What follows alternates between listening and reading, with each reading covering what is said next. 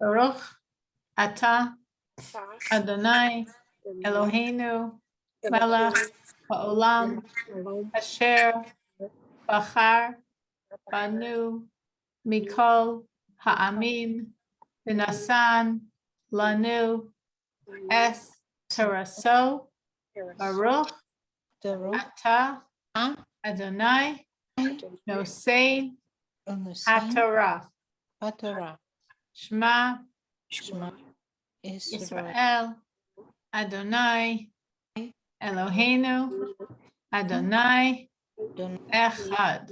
All right, so we are going to begin talking about Hanukkah because Hanukkah is in like 2 weeks.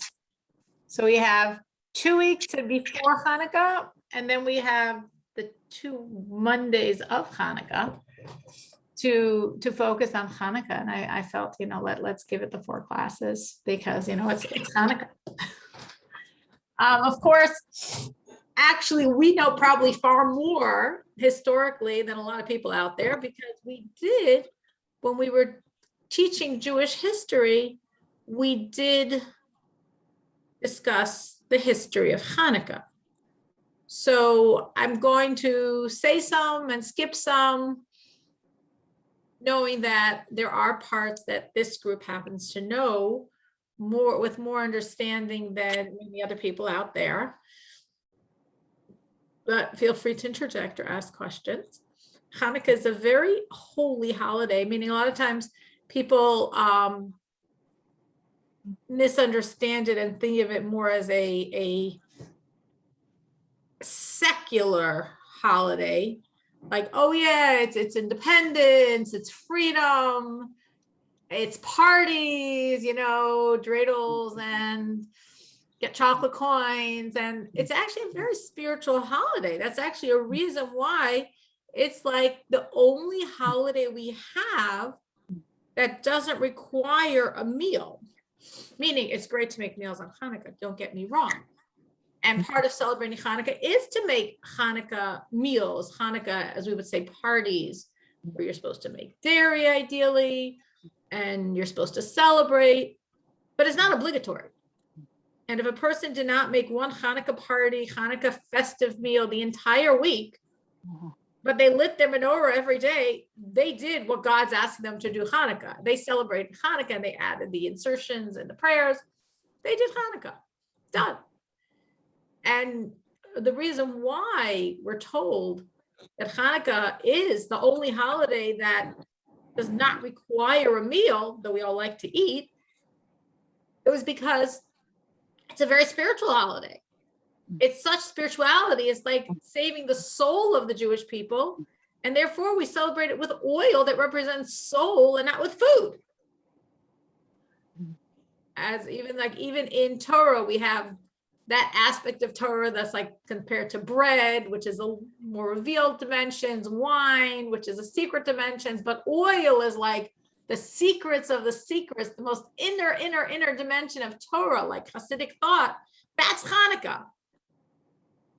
Hanukkah is also, of course, very connected to Mashiach. As the whole idea of Hanukkah means the rededication, Chanuka, like Chanukat Habayit. You're dedicating a home. So we had a party by Rachel's house, right? We had a Chanukat Habayit by her house, by her beautiful new house. Because when you enter a new house, you make a party. Too long ago. Early by her kitchen. We had a Hanukkah of her kitchen. We can have another one. We can have another one. Oh, good. Rachel's inviting us all. I'm coming. I want to see everyone in person and party. I'm coming, Rachel. Thank you. We went to Orly's for her Hanukkah of her kitchen. We had a nice Hanukkah party. Actually, it was a Hanukkah party for the Chanuka of her kitchen. So Chanuka means the dedication, because the Jews rededicated the temple. And that idea is really leading us into the whole concept of the ultimate rededication of the temple, which means Mashiach. And especially because Hanukkah is an 8-day holiday, which is sort of interesting. We get a little confused sometimes with this idea because our Menorah It's supposed to be like the menorah of the temple, and there was this whole miracle with menorah of the temple. So we have a menorah, but the menorah of the temple is 7 lights. Ours is 8. Well, because the oil burned for 8 days, but if we're making a menorah to commemorate the miracle with the menorah of the temple, and no question the menorah of the temple was 7 lights, why is our menorah 8? Why didn't we stick with 7 like theirs? Because here there's really the Mashiach element. 7 symbolizes the ultimate in the natural order. As the light of the menorah shone outward bound, the windows of the temple went in the wrong direction. Instead of drawing light in, it expressed the light out. Because the 7 lights of the menorah of the temple went outward to illuminate the natural world, 7 lights. But our menorah is 8, not 7.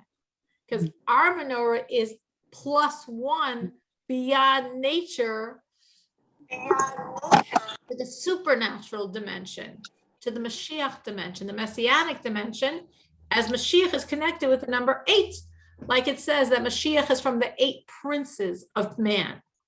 So Mashiach is associated with 8, Hanukkah is associated with 8, Mashiach is associated with the rededication ultimately of the temple. Bigger parties indeed we have by Rachel and Orly. And Hanukkah is associated with rededication of the temple. So it's a very spiritual, holy holiday, believe it or not, in disguise, incognito, with the dreidels and the chocolate coins and lighting the menorah and singing songs and eating latkes and donuts and dairy products. It's a very holy time. So we're going to speak a little bit about, that was like an overview. We're going to speak a bit about understanding in a more, I guess you might say, spiritual level, or just having a perspective on what really was that miracle of Hanukkah. And we're also going to begin a historical overview. As I said, if you really want to go through all the history, it would take far more than 4 classes. And we did learn history, so I don't feel we need to go through everything, but we'll touch some things that hopefully you remember. We'll go a little more quickly, but just again, to put it within a historical perspective, because without understanding the history of the times, it's hard to exactly understand and appreciate what was going on and what was the miracle. So what was the miracle? So we have 2 contradictory sources. I'm going to read you both. We have the Talmud, when the Talmud discusses the miracle of Hanukkah. And we have the prayer we say on Hanukkah, because on Hanukkah, we add a prayer, we insert a prayer into the highest point of our prayers, which is called the Amidah, the Shmona Esrei. 3 times a day we say this prayer, and we insert a special liturgy for Hanukkah, and we insert that same liturgy into the blessing we make after a meal with bread. So both of them, we say the exact same prayer, and that prayer says one thing, and the Talmud says something else. So let me read it to you in English. Of course, it's not written originally in English. So in the Talmud, Shabbos, when it discusses very, very briefly Hanukkah, it says, what is Hanukkah? When the Syrian Greeks entered the sanctuary, they contaminated all of the flasks of oil that were in the sanctuary. When the dynasty of Hashmonaim grew strong and conquered them, they searched and found only 1 flask of oil that was in place with the seal of the high priest. And then it goes on to briefly say the story of course, the oil burning for 8 days. That's the Talmud's version of the story. Okay, we know it, we've heard it. But in our prayer, what we say, the insertion to our prayer in the Amidah, in the Shmona Esrei, that we say 3 times a day, every single day of Hanukkah. And if we would eat a meal with bread, the grace after the meal, we insert the same prayer. What do we say there? When the wicked Greek kingdom rose up against your people, Israel, to make them forget your Torah, you in your great mercy delivered the strong into the hands of the weak, the many into the hands of the few, the impure into the hands of the pure.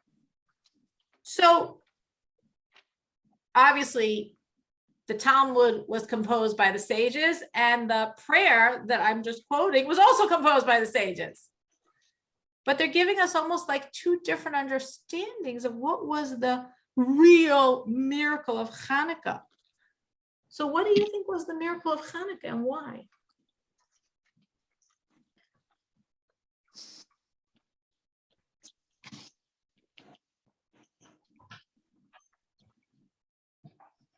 What do you think was the real miracle of Hanukkah?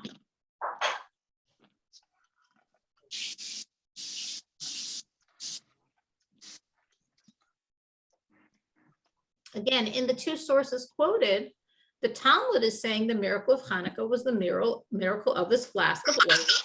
It's supposed to burn for one night and lasted for 8 days and nights. They didn't extinguish it by day and relit it at night. That one flask of oil burned for 8 days straight, for 8 24-hour periods. It's supposed to last for one night. That's what the Talmud says is a tremendous miracle of Hanukkah, why we have this celebration until today of Hanukkah. The prayer we say doesn't mention the oil. It doesn't even mention it. It speaks of the tremendous military victory that God gave us. The victory of, and for those of you that remember when we learned this in Jewish history, the enormous numbers of this huge army, the world power at that time, into our hands, you know, some like partisan rebel native forces that, you know, very few and very ill-armed and not trained at all, and we won. And that's what we're saying in our prayer to God. That's the miracle of Hanukkah. So which cheese strikes you more as probably the miracle of Hanukkah? The oil or the battles? Oh. Sorry, I heard some voice.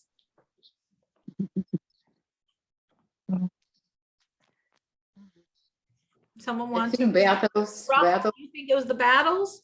because the oil is like a result. If not, if they didn't win, they wouldn't find this portion of oil and all this. Makes sense. The oil came after the battles. Truth is, it really came in the middle because there were 3 years of battles. Then there was a miracle of the oil, and then there were many, many, many more years of battles till we actually finished all the battles. But the oil definitely came after 3 years of miracles of battles. So the oil was almost part of those miracles. Okay, that's a good answer. Anyone else? Anyone else have a thought on this? Which they think is the real miracle of Hanukkah? Will the real miracle stand up? The oil or the battles?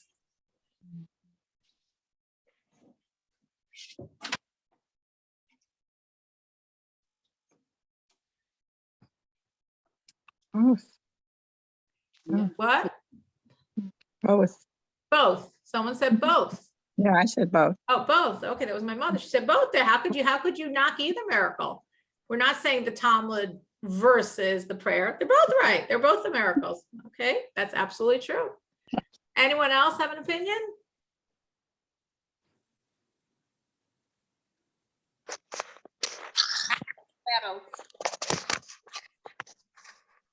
I heard someone, but very faintly. Military. Menucha Battle. said the military battles. Yes. I recognize her voice. Menucha, why the military battles?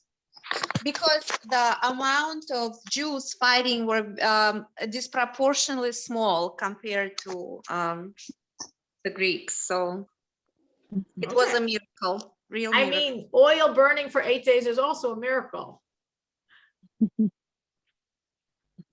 But so it's not that one, as my mother said, they're both miracles. My question is not to say that one is not a miracle and one was natural. The battles were completely not natural. If you remember, we learned them. Right now, I'm going to review them, not today. I'm not going to get to it today, but we'll remind ourselves of these crazy numbers. But we learned them. So you don't really remember the numbers, but remember they were crazy. The military battles were complete miracles, made no sense, no sense. And an flask of oil burning for 8 days totally defied nature. Any other thoughts on it? Okay, so let's see this perspective. Let's try to unpack it a little more. There's a lot of details, and I'm not going to go into all the details I could say because I only have 4 times to talk about Hanukkah, and I would just spend the whole time on this discussion. But the Maharal, if you've ever heard of the Golem of Prague, so that's the Maharal created the Golem. So a great leader of the Jewish people, a direct ancestor of the Alter Rebbe, the first Rebbe of Chabad dynasty. So the Maharal discusses this issue. He's not the only one that discusses it, but he discusses this issue of like, The Talmud's focusing on the oil, the prayer focuses on the battles. Obviously, as my mother said, they were both miracles.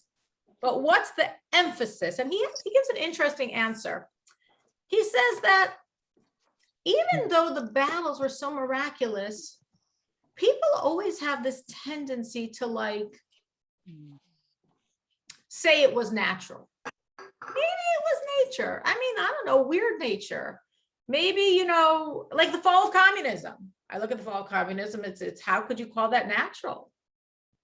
But there are probably people in this world that do, you know?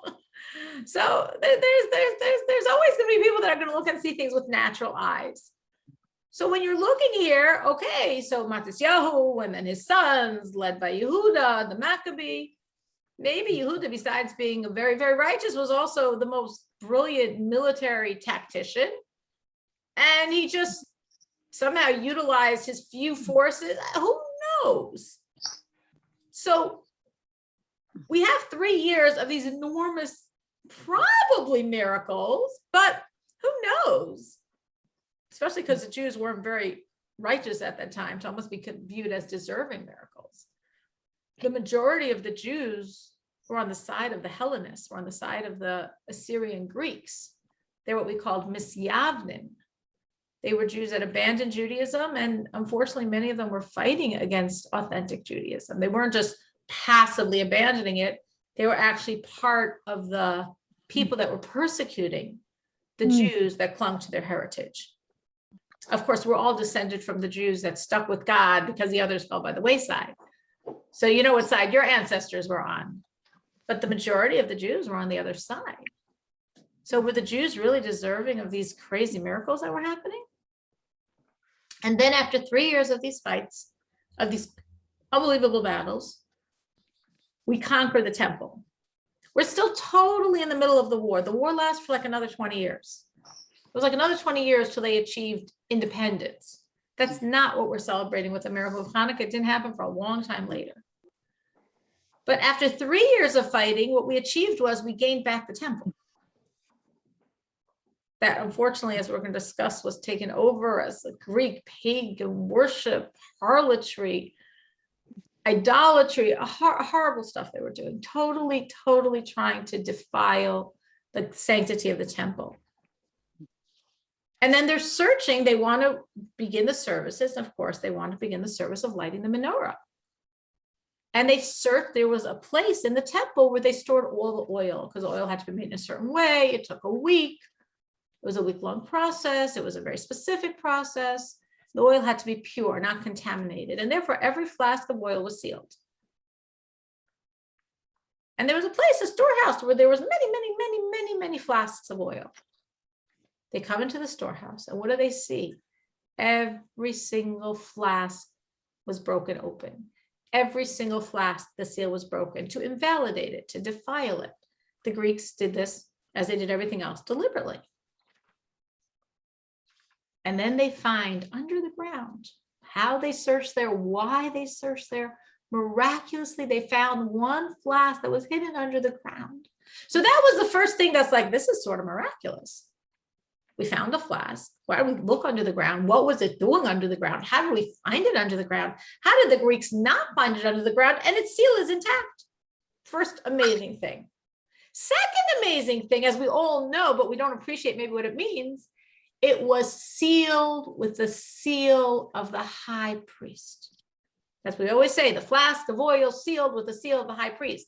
Guess what? The flasks of oil weren't sealed with the seal of the high priest. What does the high priest have to do with sealing every flask of oil? I mean, that's what he's doing with his time. There was a priest in charge of the oil, and they sealed the oil, and it was sealed not with a high priest insignia, but this flask was. So the people were like, that's weird.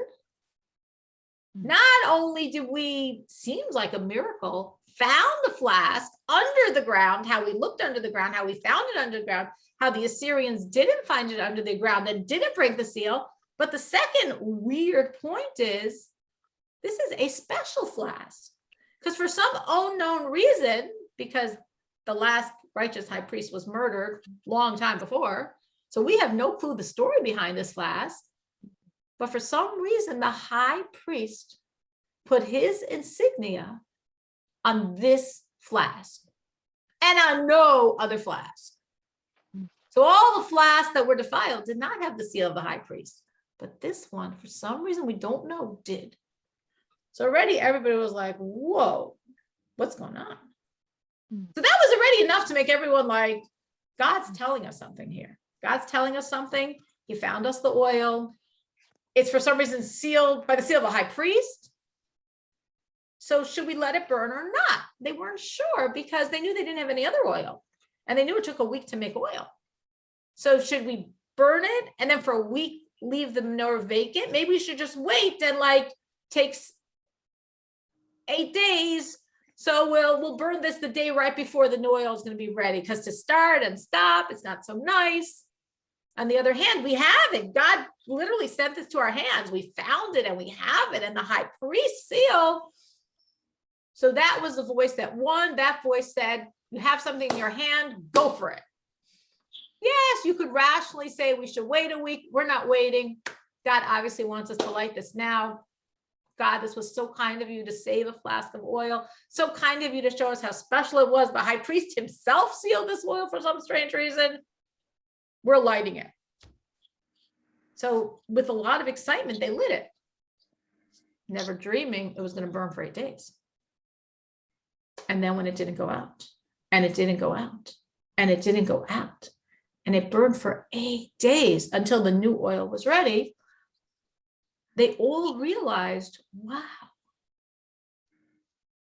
everything we've been going through these past 3 years is part of that same miracle.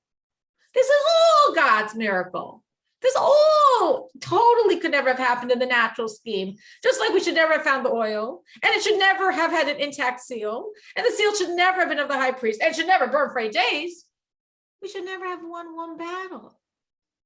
So the miracle of the oil, according to the Maharal, this is his opinion, and he's a very, spiritually important person, so we value his opinion. He's saying the miracle of the oil validated all the other, and as Rachel said correctly, truly more important miracles. The wars were more important. They were the primary miracle. This was like the icing on the cake, meaning if you had to make a choice and say, do I want God to give us military victories, or do I want God to give us oil that burns for 8 days? No, you want God to give you military victories. That's what you need. Those were necessary miracles. So those were, from that perspective, more important. And that's why in our prayer, that's what we thank God for. If we didn't have the military victories, we would have achieved nothing. We would have been persecuted, killed out, Judaism would have been, in theory, squashed out of existence. That was the real miracle. But the miracle of the oil, what the Talmud is highlighting, that's what showed everyone the validation that this is all the hand of God. This is all complete miracles. And in another slightly different way, understanding this, the miracle of the oil, in a sense, is more special because it was unnecessary. God didn't need to make that miracle. He needed to make the miracles of wars. If he didn't make the miracles of the wars, again, what would have happened to Judaism? He had to make the miracles. That's how he saved Judaism, as we will discuss. But he didn't have to make a miracle of oil. We got back the temple. That was amazing. We were still totally conquered by the Greeks. We spent about another 20 years fighting them. We were under their control. We did not have any political independence at this point. That wasn't the point of this war. We had a spiritual independence. We were able to control the temple again. That was what we were celebrating. And that's enough. And God said, I want to give you a miracle. A freebie miracle. What do I mean by a freebie miracle? A miracle that you don't need. It's extra. I don't know if any of you have ever received that. If any of you can remember a time when God did something for you and you felt it was so nice because it wasn't even necessary. Meaning, like, a lot of us hopefully are the recipients of God's miracles and kindnesses. I live off them. And most of them feel very necessary. I need them. We receive miracles and we need many miracles. So we're grateful for the miracles that we receive and need. But sometimes God just gives you a freebie. God gives you something so nice. And it was like, wow, that was so nice, God, because I wouldn't put that I needed it. It's nice. It's extra. That was like the miracle of the oil. Pure extra, not necessary. So special because it just was like an expression of God's love for us. God showed us how much he loved us, that he did for us a miracle that wasn't critical and essential. It was just extra. Like we say, icing on the cake. I love you. I want to give you another miracle. And parallel to that, there's a very interesting phenomena with how Jews celebrate Hanukkah. One thing very interesting is that many Jews that are not Orthodox at all, on some level, celebrate Hanukkah and have a Hanukkah menorah, which is the main way we celebrate Hanukkah. And they even light it correctly according to Jewish law. Obviously, some people don't light it correctly, and some people's menorah isn't, according to Jewish law, correct. But there are many, many Jews out there that do celebrate it correctly and do light a correct kosher menorah according to Jewish law. And they do like nothing else. So that sort of shows how this miracle showing just God's love for us, we received as such. And we're like, we love you too. So even when we lost almost everything, somehow Hanukkah we still keep. And in another more legal way, which maybe shows it more dramatically if you understand the drama of law, it's very interesting how the Jewish people as a whole, the entire nation, lights the menorah. The custom, which everyone here who's ever lit a menorah knows, is the first night you light one candle, and the second two, and the third three, and final night you light all 8 candles. And if this is a house with 5 people, many people have each person light their own menorah. All of that is unnecessary according to Jewish law. According to Jewish law, if you're keeping the letter of the law, you need one person to light one candle every night, and you did the mitzvah of Hanukkah. You make the blessing, of course. You light a candle, you do the mitzvah. The second night, you light a candle, you do the mitzvah. The third night, you light a candle. That's all the law requires. But there's a way to do it better, as very often in many things in Jewish law. You could buy kosher tefillin, and you could buy better quality than kosher. You could buy a kosher mezuzah. You could buy a first-class kosher mezuzah. So in many things in Judaism, as many other things in life, there's appropriate and there's better than that. So in Hanukkah, what's appropriate, what the law is one person per household lights one candle. But that's not what anybody does. We light every night an extra candle, 1 and then 2 and then 3 and then 4 and then 5. That's going beyond the letter of the law. That's what we call Mohadran. And many people have the custom that every person in the household, or many of the people in the household, light their own menorah. That's not required. That's called Mohadran. Better than the law, higher version. And most people do both. The Jewish people as a whole light every night 1 and then 2 and then 3 and then 4 and then 5 and then 6 and then 7 and 8. And in most households, everybody lights. So that's called Mohadran Minha Mohadran, the best way to do it. And that's what all people do. Nobody thinks you're doing anything special. They just view that as how you light the menorah. So isn't it interesting that this miracle, this freebie miracle, this miracle just because God says, I love you, it's not necessary. It's totally not necessary. It's extra. I want to give you an extra miracle because I just want to show how much I love you. We got it. We take it that way and we respond in kind and do the same thing. We say, God, we love you. We can light one candle per household every night. We want to do better than that. We want everyone to light it. And that's not good enough. We want to do even better than that. We want to do it the best way. 1 and then 2 and then 3 and then 4 and then 5, 6, 7, 8, because we want to also show how much we love you. So conscious or subconscious, that's really what that miracle of oil expresses, as well as many other things. I was just bringing out one insight that I thought was very, very powerful. Now, on another level, when we analyze this idea of the oil and the menorah, we have to understand that in the sanctuary, there were 2 things that represented Torah: the ark which represents the written Torah, the ark, which was behind the curtain in the Holy of Holies, that only the high priest went once a year on Yom Kippur for a few minutes. And the menorah that was out there in the holy, I mean, not out there that anyone could see it, but much more accessible and was seen every day by the priests that were serving that area. And that represents the oral Torah. And that oral Torah was really the Torah that was shining then in this time of the miracle of Hanukkah, meaning God gave us the written Torah. And God at the same time transmitted the oral Torah, which was then given from generation to generation to generation. And as the generations went on, it was more and more and more elaborated and explained and expounded upon, eventually became written in the Mishnah, eventually became written in the Talmud. This was this period when this was really happening. And this is actually interesting. This was sort of foreshadowed by a prophecy of Zakaria. This is a prophecy that we read on the Shabbos of Chanuka. And in this prophecy, this is at the time when the Jews still didn't have a temple. He was one of the last prophets, and he was between the times when the first temple was destroyed and the second temple was not yet built. And he saw in his prophecy that Israel would build the temple again, which they did. That was the second temple. And he saw a menorah flanked by 2 olive trees. That's sort of symbolic, a menorah and olive trees. Obviously, from olive trees come oil, and oil is oil of the menorah. But he asked God in his prophecy, what are those 2 olive trees? Like, obviously in the temple, there were no trees. So he understood this wasn't literally that in the temple, that by either side of the menorah, there would be olive trees. He understood it was symbolic. So the prophet Zakaria says to God, what are those 2 olive trees?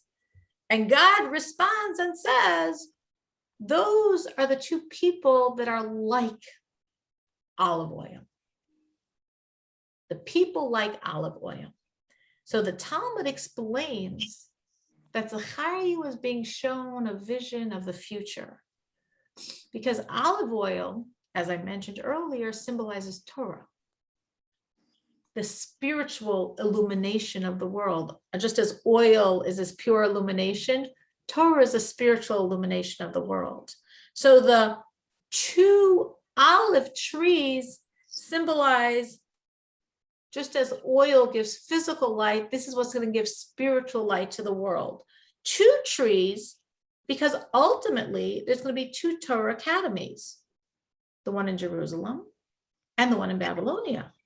Eventually, of course, there became 2 Talmuds, the Talmud of Babylonia, which is what's most popularly studied and much more developed and much larger, much, much more. And then smaller, but also a Talmud, the Talmud of Jerusalem. So we have these 2 Talmuds created by these 2 bodies of sages that each one was like representing one of the olive trees in Zachariah's vision.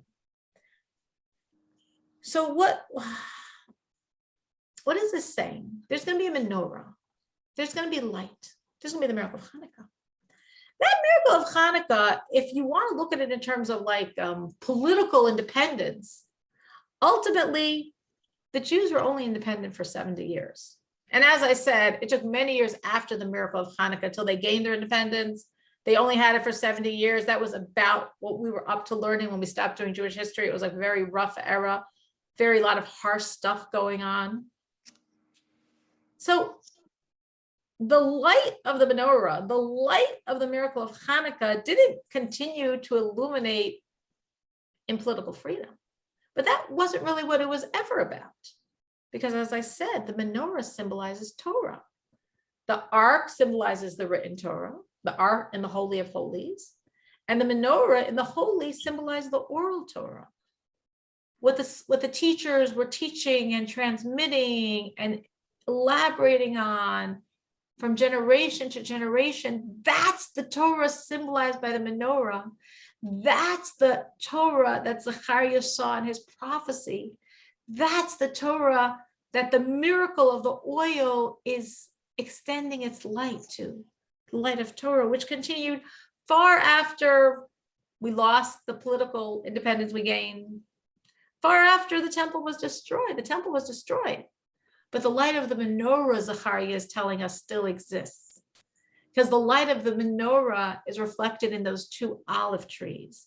The light of the menorah is reflected in Torah, in the Torah Shebaal Peh, in the oral Torah that was transmitted from generation to generation, and is still being transmitted, and is still studied, and is still practiced, and Torah is still alive and well. That's the light of the miracle of Hanukkah. That's the miracle of the oil of Hanukkah that still continued, that didn't stop. Again, the gains of the battles we did lose, but the oil's miracle, the Torah's light, we never lost. Now, it's interesting speaking about light, because our sages, when they speak about the Assyrians, about the Greeks, they speak about darkness. So we think of the miracle of Hanukkah as the miracle of light, as we say, light over darkness. Well, we were the light and they are the darkness. And it's interesting because, of course, in the world, in the historical world, in the secular world, in the world around us, they don't usually associate the Greeks with darkness. They could associate them with a lot of other negative qualities, cruelty, hedonism, licentious, barbaric. I mean, there's a lot of other things you could say about the Greeks, but they don't usually think of them as dark. They think of them like beacons of light, of progress, of culture, of all that stuff. But that's not how Torah looks at the Greeks. It's interesting. This is based on a verse in the very beginning, very, very beginning of Genesis, the very first verse. In talking about creation, it says, "V'ha'aretz haisa tohu v'vohu v'cheshach al pnei tehom." And the world was empty, confusion, darkness over the surface of the depth. Like a dark state. 4 words describing darkness. And our sages say that this is not only a description of the original primordial conditions of darkness until God created light and created the world, but these terms are 4 terms, more than 4 words, but they're 4 expressions. These 4 terms express the 4 exiles that would rule the Jewish people. And when it says darkness, the sages said, Zu Malchus Yavan. This is a sovereignty of the Greeks that darkened the eyes of the Jews with their decrees. So we had other exiles before. We had the Babylonian exile when we were not in Israel. We were exiled from Israel. That was the first exile. Tohu. We have the next exile symbolized with the next word in the word, Vohu, the Persian Median exile. That's when the story of Purim takes place. And then the Jews get back into Israel. And then we have the 3rd exile. Well, we're in Israel. And that's the exile of the Greeks. And that's the exile that the sages say in the verse is symbolized by the word darkness. Choshe, darkness. That is the Greek exile, which is how we look at the Greeks. It's interesting because the Greeks, and of course, as we're going to say the Greeks, I mean, they were really Syrians, but we call them the Greeks because they were Hellenized and they were promoting, they had absorbed the Greek Hellenist culture, and the whole fight and destruction of Judaism was carrying that flag of the Greek culture. So that's why the sages refer to them as the Greeks, though, historically they were Syrians or Syrians. So here they were, these Syrians that had absorbed the Greek culture, and they and they conquered Israel, and they see our culture. It's a culture. They don't mind the culture. Interesting. We have a culture. You have a culture. But then the more they found out about our culture, they couldn't stand our culture. And they wanted to do everything they could to destroy our culture because of one factor, because of God that was in our culture. They said, you could keep all the other stuff. Just take out God. Take out God. We're okay with your culture. We'll let you have your culture. It's okay, but not with God in it. With God in it, we can't handle. So why do you think that bothered them so much? Here we have these people that had totally absorbed the Hellenist culture to the degree that our sages called them the Greeks, and we refer to this exile as the exile of the Greeks, even though of course it wasn't, there were no Greek people that were over us at that time. It was the Syrians. But when they came and they saw God in our culture, they were like, no, that we cannot tolerate. Why do you think God bothered them so much?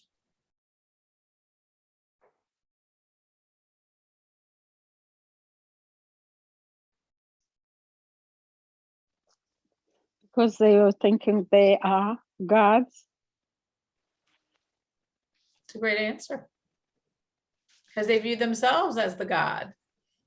No competition, especially competition that actually is real, and they're fake.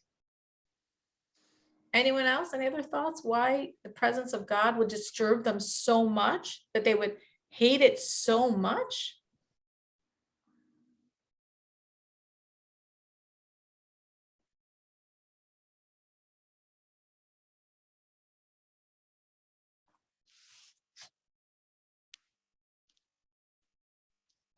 Anyone else? Why do we think that they were so bothered?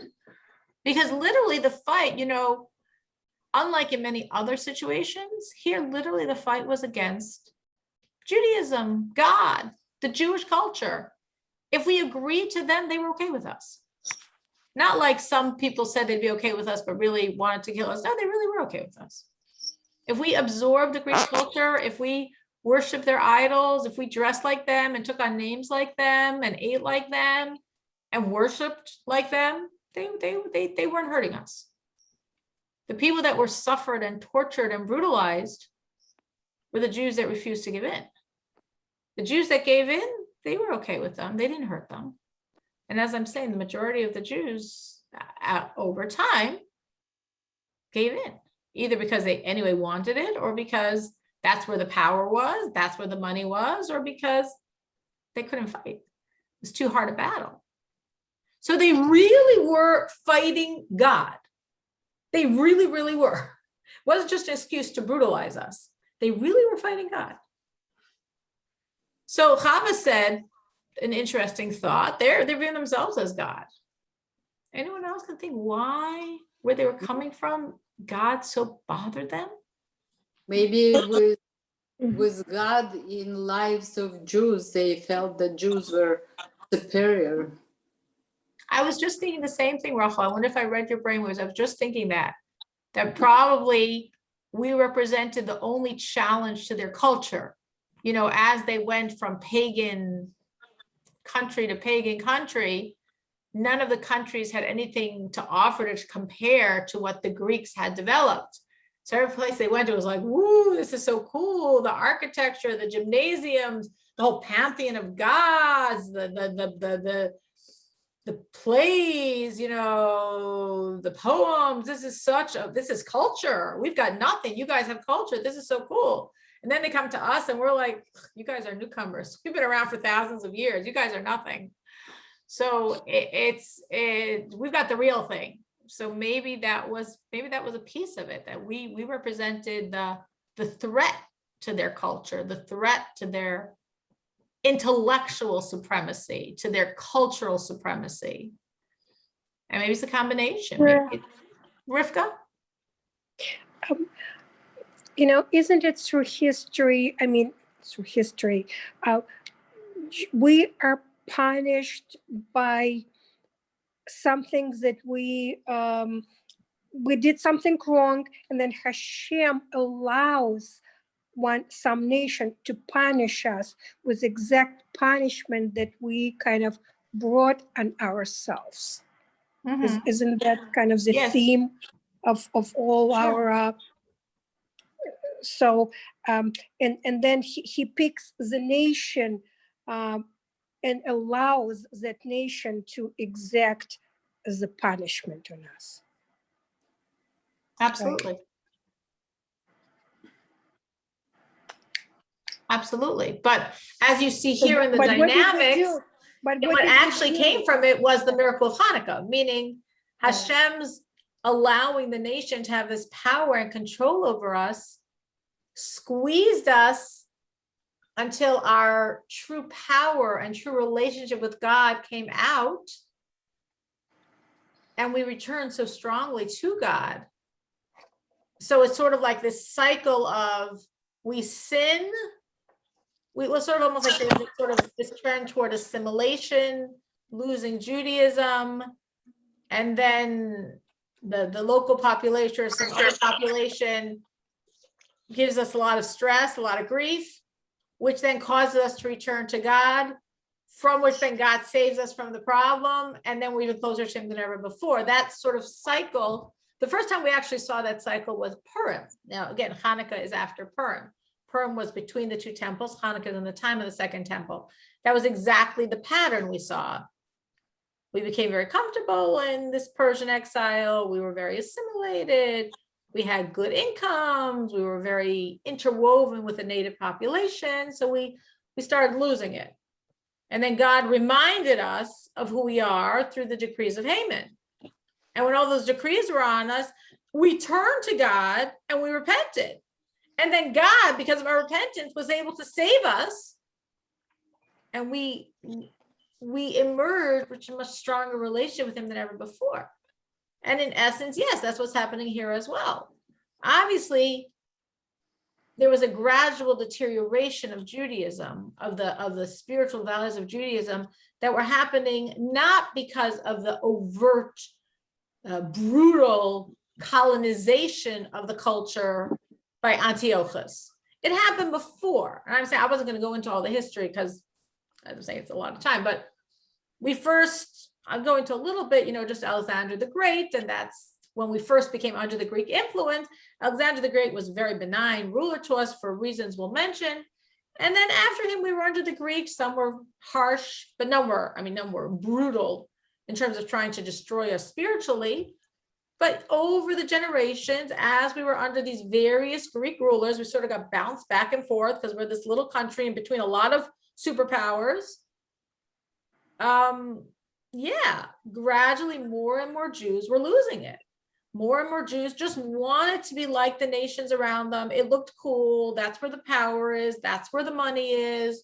They just wanted to be accepted and acceptable and make it in the world. And they understood that was the way. And the number of Jews loyal to God was getting smaller, just naturally, without any harsh, oppressive regime to destroy religion. Just as Rivka was saying, in the natural flow of things, that's the direction people were going. It was happening just on its own, way before Antiochus came. As I said, the Hellenists very much outnumbered the religious Jews. The Jews faithful to God were the tremendous minority. And then in response, God sends Antiochus, God sends his force that says, oh, really, you want to be Hellenist? I'm going to force you to be Hellenist. And then that pressure sparked the Jewish, oh, you're going to tell me what to do? Sparked the Jewish sense of desire for God and repentance to God and returning to God, which of course created the miracles of Hanukkah. So yes, you are absolutely right. Cyril, did you say that majority of Jews accepted the culture? Is it just like you said it? By the time of Hanukkah, again, when I mean the time of Hanukkah, I'm saying by the time that Matisyahu went with his, we think 5, but according to some sources of the sages, it was 12 sons to battle, the majority of the Jews were Hellenists. Now that was already after a while of Antiochus's force-feeding Hellenism, if you're not, we're going to kill you campaign. So if I go before that campaign, it was already a lot of Jews. Probably right at that point, it was the majority of the Jews. There were a lot of Jews. And for sure, after Antiochus was forcing it, and if you didn't serve idols and take on a pagan name and take on the toga and take on, if you didn't do that, you were killed. So the Jews that were still sticking to it, like a lot of them were just like, forget it, it's not worth dying for. And there were many that died. There were many martyrs. For those of you that know, like the famous story of Hannah and her 7 sons, that happened before Matisyahu's rebellion. There were incidents like that, many incidents like that before. There were, if a woman was found with a circumcised baby, if she gave her child a circumcision, she was killed with the baby around her neck, and her whole family was killed. And whoever did the circumcision, if they found him, was killed. I mean, there was a lot of that, and there were people that still kept circumcising their children, and they were still able to murder them. So there was definitely Jewish spiritual resistance before Matisyahu's rebellion. Matisyahu's rebellion obviously came inspired by all these acts of Jewish spiritual heroism. But that doesn't take away from the fact that the majority of the Jews had joined the camps of the Greeks. Yes. And we look at that as part of the miracle of Hanukkah. The miracle of Hanukkah meeting God. We were so unworthy. Because the majority of the Jews were not worthy. The majority of the Jews were sinners. The majority of the Jews were impure. You know, when it says in the prayer that we say in our prayer book, the liturgy that we add to our prayers and to our grace after meal, we say 5 stanzas. The strong in the hands of the weak. That's the strong Greeks and the weak us. The many in the hands of the few. That's the many them and the weak us. And then we say the impure in the hands of the pure. The sinners in the hands of the righteous, the deliberate sinners in the hands of those that learn Torah. Those 3 phrases are not talking about the Greeks versus us. Those 3 phrases have nothing to do with Greeks. The Greeks aren't impure. Impure is a spiritual status that only applies to Jews. The Greeks aren't wicked. The wickedness of the Greeks, I mean, not that they weren't, but you can't compare a Jew and a non-Jew in wickedness, righteousness. It's 2 different ballparks. And their deliberate sins and our Torah again. So who are our sages talking about? They're talking about the Jews that were sinning. The majority of the Jews that were impure as versus a few that were pure. That were the wicked as versus a few that were the righteous. That were the deliberate sinners as versus a few that were immersed in Torah. And still we won, which means not just, whoa, politically it's a miracle, because it's not like, well, we're on our native ground and the native population was on the other side.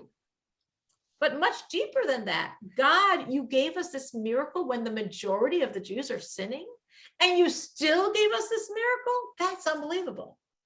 So all those phrases heighten the miracle of Hanukkah, the miracle that God did for us when the majority of the Jews didn't deserve the miracle at all and were part of the enemy camp. Literally, we're fighting against those Jews of Matisyahu was literally being fought against, not only by the Assyrians, by these Jews. And still God had us win, which again is just God's enormous love to us at a time when we so didn't deserve it. But still God did it for those few that clung to him and sacrificed for him and fought for him spiritually and physically. God did it. And that's part of the miracle of Hanukkah.